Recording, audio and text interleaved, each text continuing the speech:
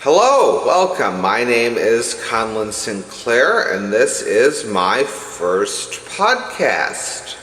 I am a newbie.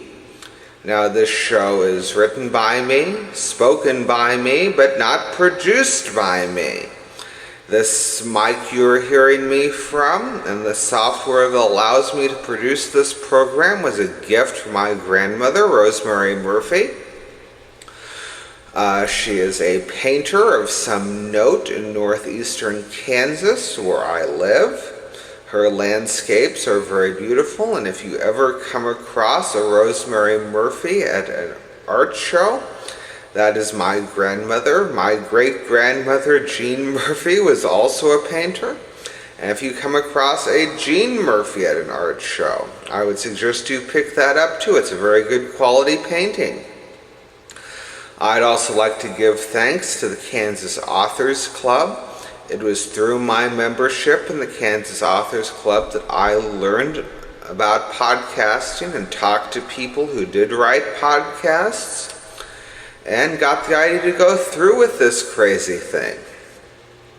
So this podcast is short and nerdy nonfiction with Connlyn Sinclair. I am Connlyn Sinclair. I'm a fantasy writer. Links to my books are in the channel description if you want to check me out at some point, but I'm not here to sell you books. I'm here to share interesting trivia with you. And one of the things that comes from being an author, and being a sci-fi fantasy author in particular, is you learn a lot of crazy things. You learn a lot of interesting trivia, and you hear a lot of batshit theories. And I'm going to share that with you in this podcast. So hang tight, and let's move into our first topic. So let's think about fantasy creatures. What are fantasy creatures that are well known and ubiquitous and everywhere? Well, there are dragons. Dragons are everywhere. If you've picked up a fantasy novel any time in the last, 100, 500 years, you'll probably find a dragon. Beowulf, Harry Potter, it's everywhere. Dragons are a well-known fantasy creature. But like all mythology, dragons had to have come from someplace. The idea of a dragon didn't just spring up someplace. There was no Mary Shelley back 10,000 years ago in China saying, well, maybe there are giant lizards that we should worship as gods. No, it came organically. So where did this idea come from? Well, let's think about dragons for a moment. We know that dragons are large. They are serpentine. They are called worms in the Germanic languages, which certainly implies a worm-like shape and function. Depictions of dragons in East Asia are certainly usually long, cylindrical, lizard-like beings. The Indian concept of the Naga, I'm not really going to touch on here because I'm not that familiar with it, for one. And two, I'm not entirely sure what the difference is between the Naga and the indigenous Japanese concept of the dragon. So let's just put Nagas aside for a moment. There has to be an animal that fits this description. Now, back in the early days of evolutionary thought, there were several attempts to make dragons dinosaurs, before we knew that dinosaurs died out millions of years before the first human evolved. There's actually a very funny painting called St. George and the Petrosaur, showing St. George fighting a Petrosaur. It is historically ridiculous, but shows that this is something people have been talking about for a while now. But what are some animals that existed alongside humans? Now you could kind of do the cop-out and say, well, humans evolved from apes. Apes live in Africa. Giant snakes used to eat apes back 4, 5, 7 million years ago. And dragons are an evolutionary memory of that. That's entirely possible. People certainly believe that, but generally speaking, evolutionary psychologists are considered full of crap by anybody else who's ever taken a science class at university. So let's scrap that too. That leads us to Megalania. Megalania was the giant monitor lizard that lived in Australia during the last ice age. From what we understand, Megalania was basically a 20-30 foot long Komodo dragon. It was the top predator in Australia. It was the top predator in Australia. The mammals, the thylacines, the marsupial lions were not the top predator. Megalania was. And the British TV series Land of Lost Monsters, which was a docudrama, it had some scientific facts in it, but it was meant to entertain, had a whole episode about Australian Aborigines murdering Megalania to become the top predators on the continent. This is obviously very streamlined. There is some evidence that Megalania existed for thousands of years afterwards in Australian mythology, and there have been stories of Megalania as an existing animal for thousands of years since that people have talked about, to the point that some people don't even think Megalania is extinct. I think it probably is, but it shows that these stories are very powerful.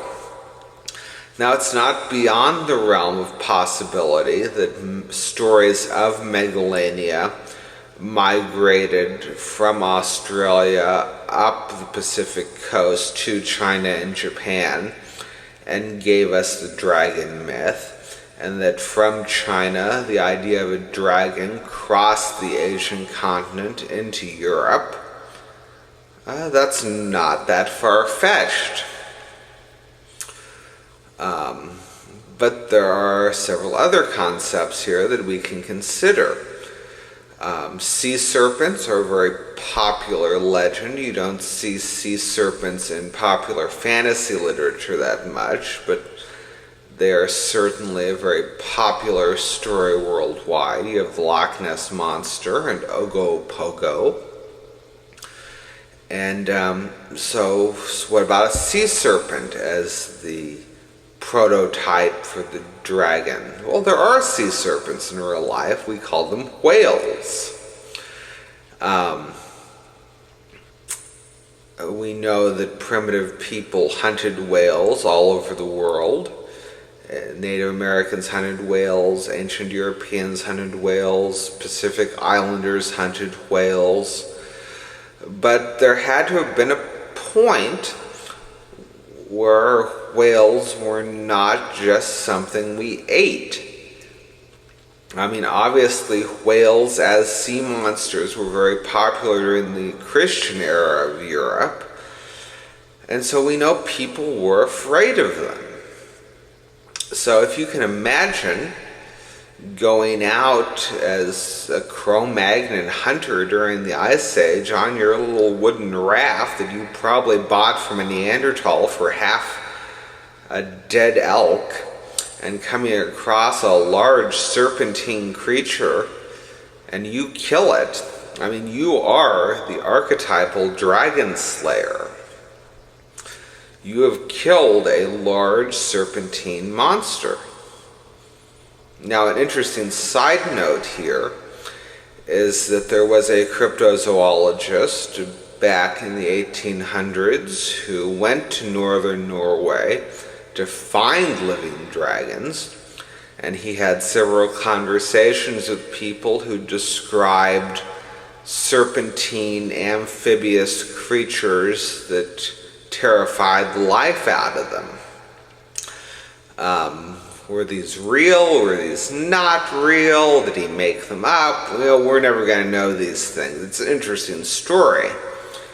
And so maybe there's more truth to this than we care to admit. If there really was some kind of an amphibious whale still alive 300 years ago, obviously the idea of lindworms in Scandinavian mythology takes a whole new dimension.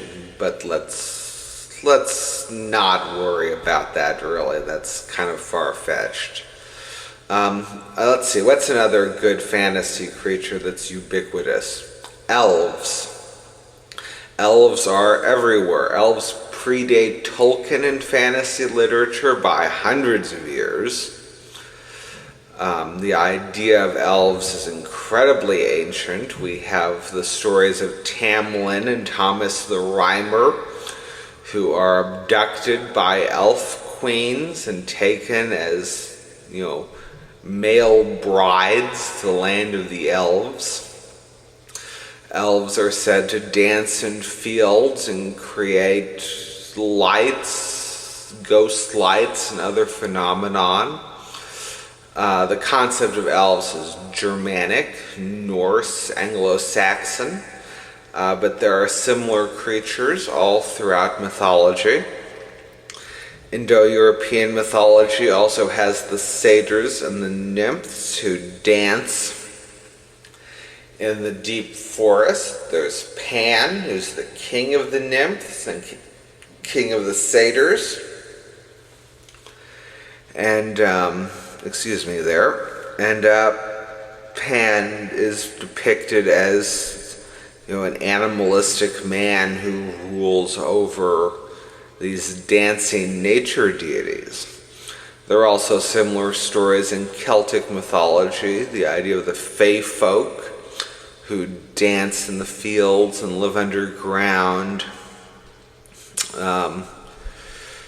So these stories also had to come from someplace. So let's think for a moment. Linguists generally consider that Indo-European mythology has its start around the Black Sea area of Ukraine, Georgia, Russia.